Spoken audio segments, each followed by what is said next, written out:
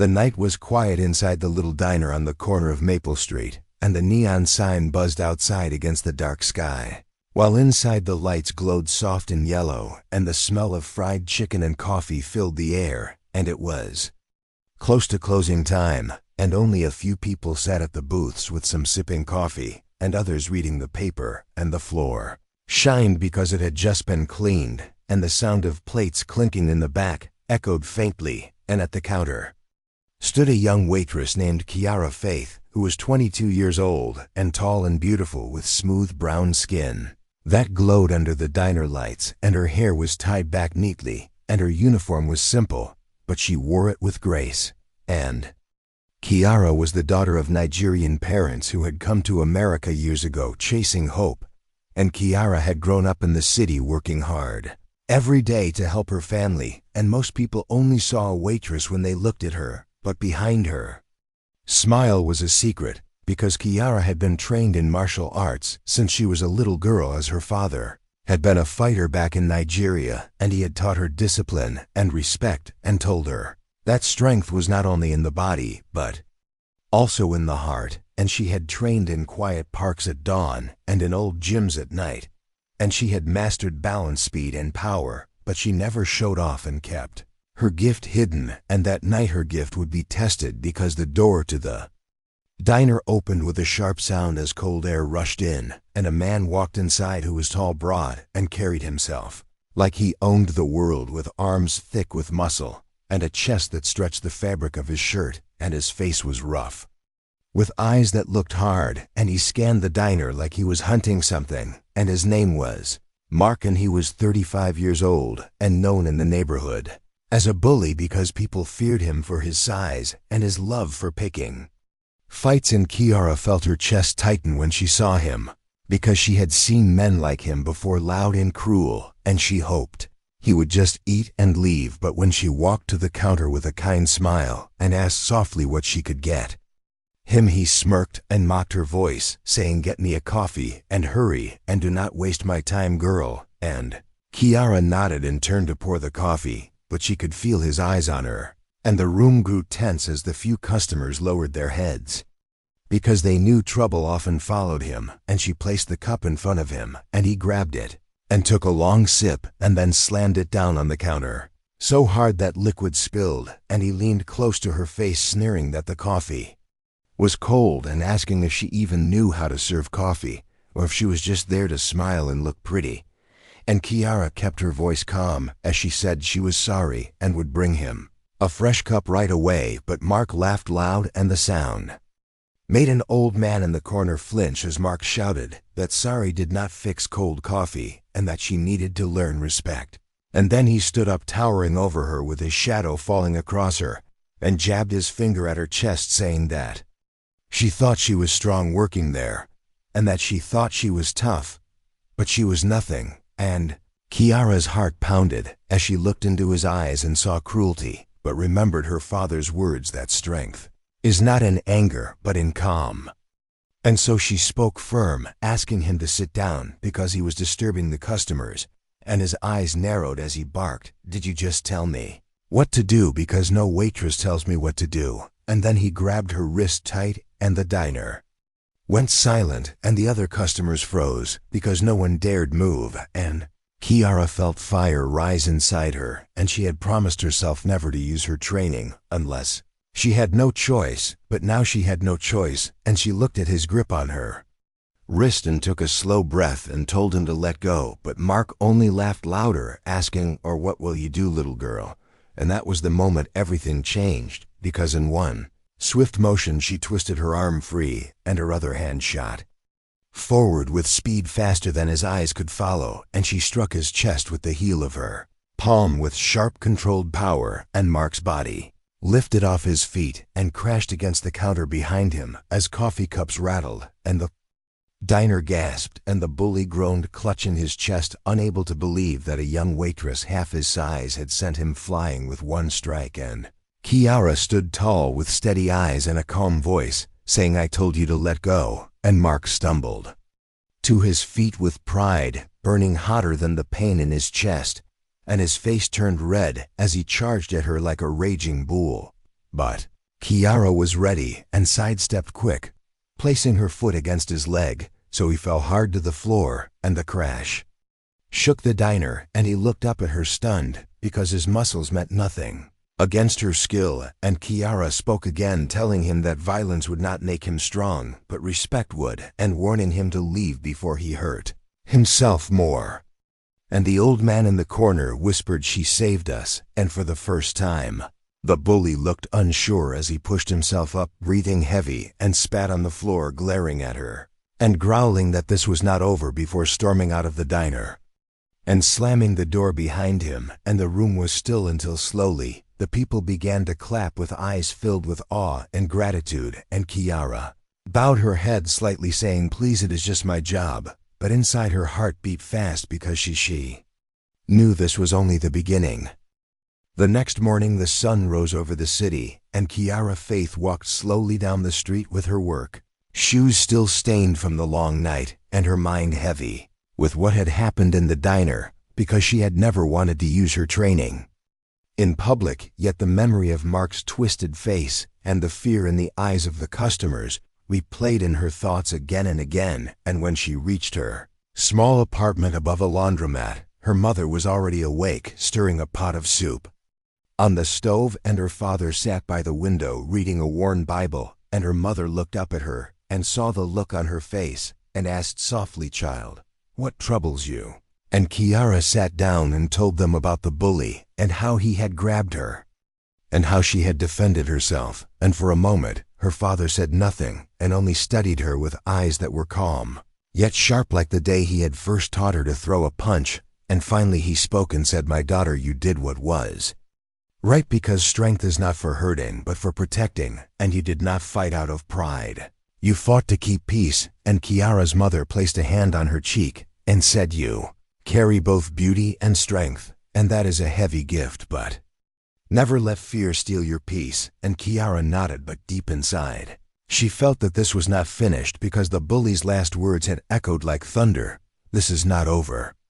Later that day, the diner manager called her to the back office and closed the door, and he was a kind man with gray hair and tired eyes who had always treated Kiara like family, and he said, "Kiara, the people here love you, but trouble follows men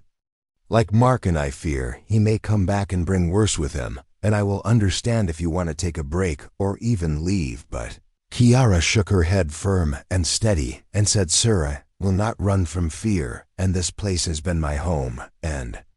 I will stand here no matter who comes." And the manager looked at her with pride, though worry still lingered in his eyes. That night the diner was busier, and laughter filled the air, yet Kiara's heart stayed alert, because she felt like a storm was near, and she was right. Because just as she poured coffee for a young couple, the door swung open again, and Mark stepped inside, but this time he was not alone, for two men walked behind him, both tall and built with cruel grins on their faces, and the whole diner froze as the three men spread out like wolves, and Mark's voice boomed, "You thought you embarrassed me last night, little girl, but tonight I will show you what happens when you disrespect me." And one of his friends grabbed a chair and slammed it against the wall just to scare the people who sat trembling in silence, and Kiara set down the pot of coffee and faced them with calm eyes, though her heart pounded, and she said, "Mark, this is a place for peace and families, and if you care for your pride, then walk away now before you shame yourself again." But Mark only laughed as his friends chuckled behind him, and he shouted to everyone, "See this girl, thinks she is a fighter, but tonight she will learn she is weak." Then he rushed forward, swinging a heavy fist at her head, but Kiara ducked low and rose with a quick strike to his jaw that sent him stumbling back, and before his friends could react, she spun with speed and struck the first one in the stomach so hard he fell gasping for air, and when the second man lunged, she sidestepped and used his weight against him, flipping him to the floor with a crash that rattled the dishes, and the crowd gasped louder this time, some even standing to see clearer, as three grown men, strong and heavy, lay in shock at the feet of a young waitress. And Kiara spoke firm, her voice steady as stone, saying, "I do not fight to hurt you, I fight to stop you, and this is your last chance. Leave this place and never return." Mark staggered up, his pride torn and his eyes wild with rage, but then his friends pulled at his arm, whispering, "We cannot win against her," and for the first time, he looked at her with fear hiding behind his anger, and then he spat once more and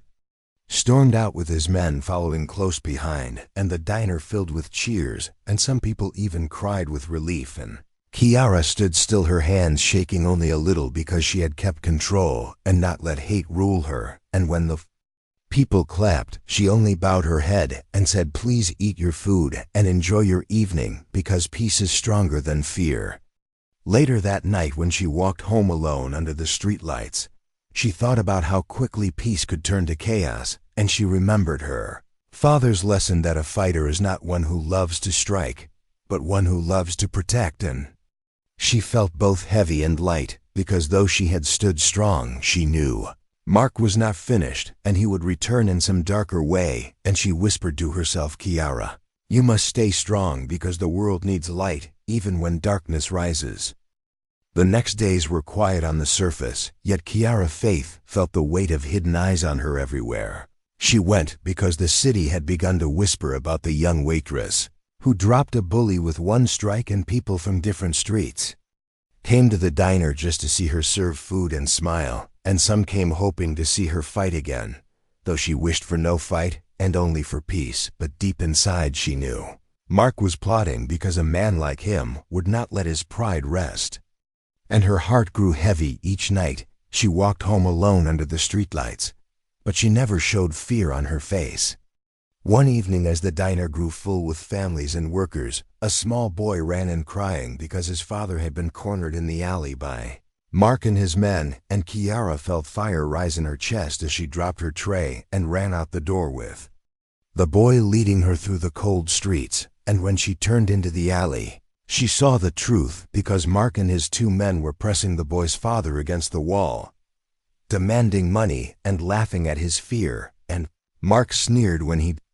saw her, saying, "So here comes the little waitress who thinks she is a warrior," and he shoved the man to the ground and stepped forward, flexing his fists. But Kiara lifted her hands calm and steady and said, "Mark, you shame yourself more each day, and if you want me, then leave the others and face me alone." And for a moment, silence hung heavy in the dark alley, until Mark barked out a laugh and waved his men back, saying, "Fine, I will face you, and tonight I will crush you." He swung fast, his fist cutting the air, but Kiara's body moved quicker as she ducked and struck his ribs with a sharp blow that made him grunt, and she followed with a kick to his leg that dropped him to one knee, and the boy gasped with wide eyes as he watched the waitress fight like a storm, yet with calm grace, and Mark rose again with rage rushing at her like a wild beast, but she sidestepped and struck his shoulders, spinning him off balance, and with one final move, she swept his leg so he crashed hard onto the cold ground and lay there gasping with pain and disbelief. His men rushed forward but stopped when Kiara lifted her hand and said, "Enough, because your fight is not with me, it is with the hate inside you, and if you do not let it go, it will destroy you." And they froze, unable to move, because something in her eyes held them still like stone. She turned to the boy's father, helping him up, and said, "Go home safe." And the boy ran to his father, holding tight with tears in his eyes, whispering, "Thank you, miss, thank you." Kiara looked back down at Mark, and for the first time she did not see rage alone, but fear and shame twisted together, and she said softly, "Mark, you can keep chasing pride in pain, or you can change and find strength in respect." And she walked away, leaving him on the ground, while the city lights glowed overhead. Word of the alley fight spread quick, and soon the diner was filled with more people, who whispered about the waitress with the strong hands and gentle heart, and some even called her a hero, though she never wanted fame. And when her father heard the story, he told her that real heroes never call themselves heroes, but stand firm when the world needs them. And Kiara felt tears in her eyes, because she only wanted a quiet life, yet fate kept calling her to stand tall.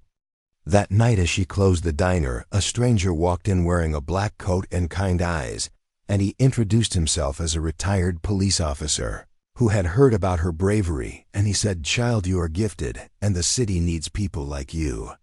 Because bullies do not only break bones, they break spirits, and you have shown people that even the mighty can fall when truth stands firm." And Kiara thanked him humbly, but said, "I am only a waitress," and he smiled and said, "Sometimes the strongest warriors wear aprons instead of armor." When he left, she sat at the counter staring at the empty booths and thought about his words, and she realized that every person has a choice to use their gift for themselves or for others, and she whispered to herself, "I will use mine for others." Yet even as she spoke those words, the door rattled in the wind, and she shivered, because she knew the story with Mark was not finished and darker days were still coming. The night was cool, and the city lights glimmered like tiny stars as Kiara Faith walked home from the diner with her mind heavy, because she could feel the story reaching its peak, and she knew Mark would not let go of his anger until something greater than fists changed him, and that truth sat on her shoulders like a heavy stone. But she kept walking, steady, her steps firm against the pavement, and when she reached her apartment, she found her father waiting by the door, his eyes calm yet searching, and he said, "My daughter, I dreamed of water rushing over fire, and I believe the storm is close, and you must be ready." And Kiara hugged him tight, whispering, "I will not fail, Father." And that same night, as the city slept, Mark sat alone in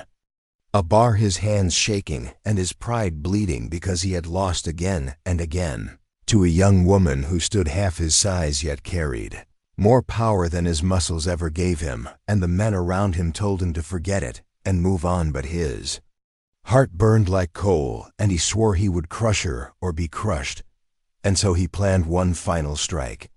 2 nights later, the diner was packed with workers who had just finished their shifts, and families who came to taste the warm pies that Kiara served with a smile, yet beneath her smile she felt a strange tension in the air, like the calm before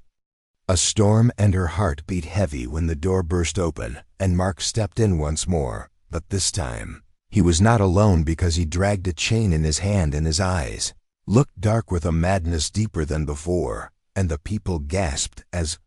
they shrank back into the booths. And Kiara stepped forward steady, though her body filled with fire, and she said, "Mark, stop this before it is too late." And he laughed bitter, saying, "Too late already, and tonight everyone will see you fall."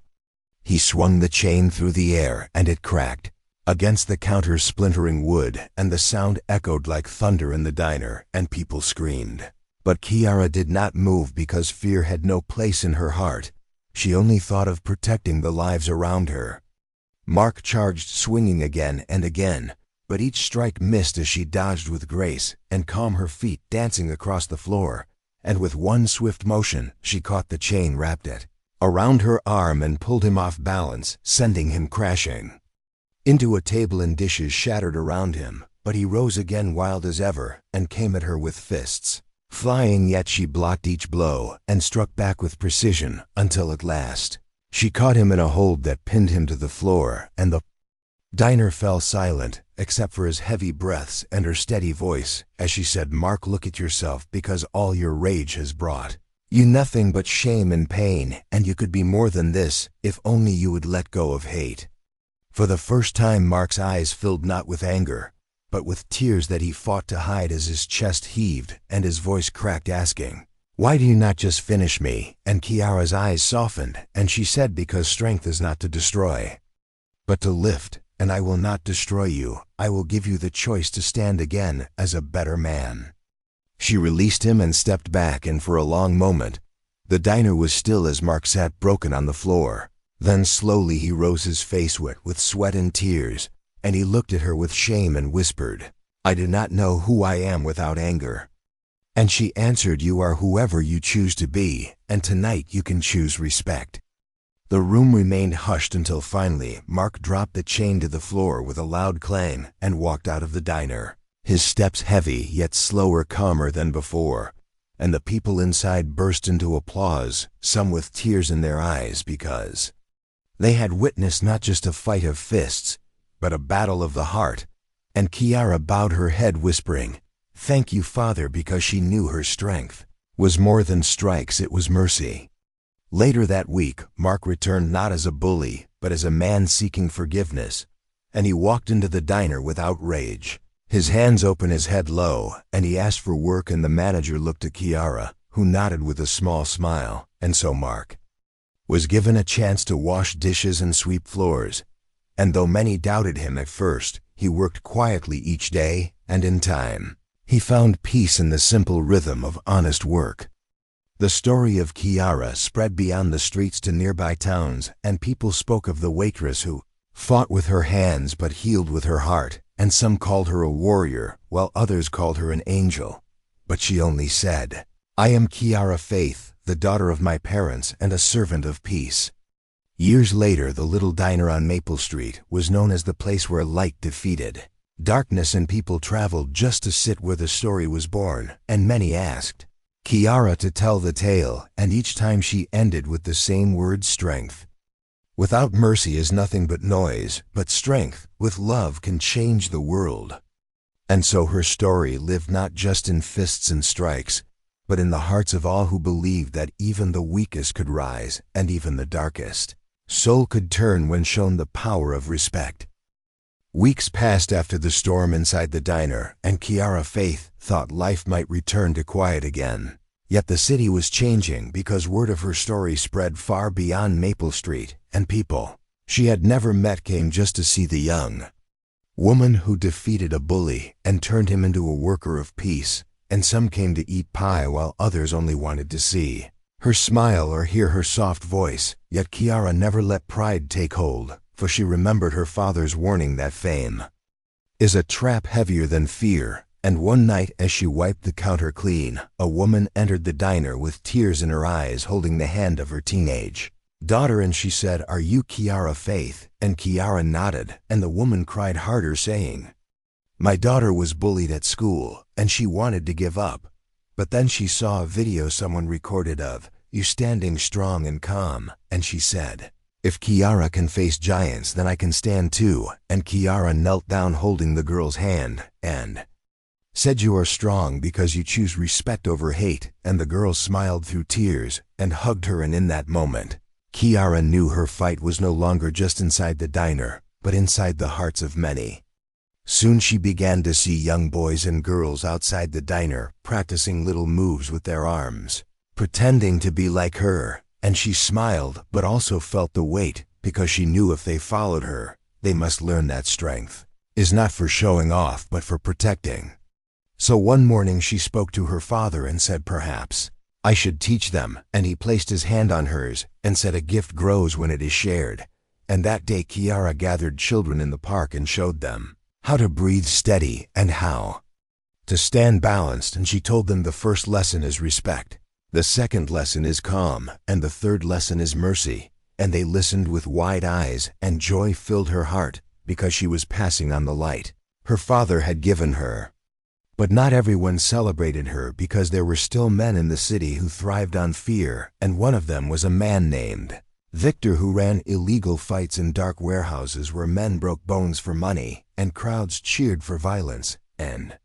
when he heard about Kiara, he grew angry because her story made people believe in honor instead of fear, and he feared losing power, so he sent his men to watch her and report. And soon they told him she was not only strong but loved by the people.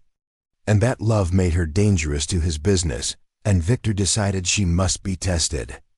One late night when Kiara walked home from the diner, she heard footsteps behind her, and 3 strangers blocked her path, their faces hidden under dark hoods, and one stepped forward, saying, "Our boss wants to see if you are really as strong as they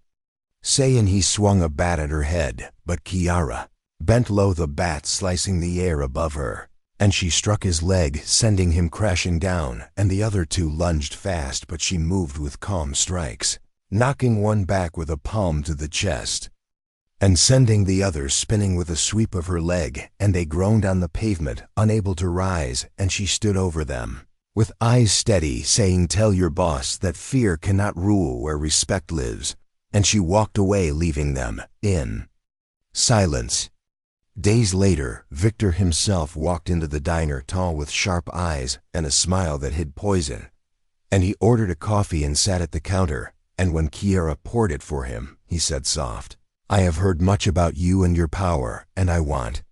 you to fight in my ring because people would pay to see you, and I could make you rich and famous." And Kiara shook her head saying strength is not for sale, and "I will never fight for money." And Victor leaned closer whispering, "Then you have made an enemy." And he stood and left, leaving the air heavy with threat. That night Kiara sat with her parents and told them, and her father said, "Daughter, you must be careful because men like him are more dangerous than fists. They use fear to control." And her mother wept saying, "I fear for you." But Kiara held their hands, saying, "I must stand because many look to me now, and if I run, then fear wins." Weeks passed with no sign of Victor until one night a fire broke out near the diner, flames licking the sky, and people screamed as smoke filled the street, and Kiara ran into the heat pulling children and elders from the blaze, and though her lungs burned, she did not stop until the fire trucks came, and when it was over, she saw Victor standing at the edge of the crowd, smirking, and she knew in her heart the fire was no accident. The police could do nothing for lack of proof, but Kiara knew he would keep pressing, and her father said, "Then you must fight him not in his ring, but in his heart," and Kiara prayed for wisdom. Soon Victor made his boldest move, for he sent word across the city that Kiara Faith must face his champion in the warehouse ring, or he would bring chaos to Maple Street, and families trembled with fear and begged her not to go, but Kiara knew she must because she could not let darkness scare the people into silence, and so she agreed. The night of the fight came, and the warehouse was packed with shouting crowds and flashing lights, and Victor stood proud as his champion entered, a giant man with scars and eyes like stone who towered over her, and the crowd roared as they looked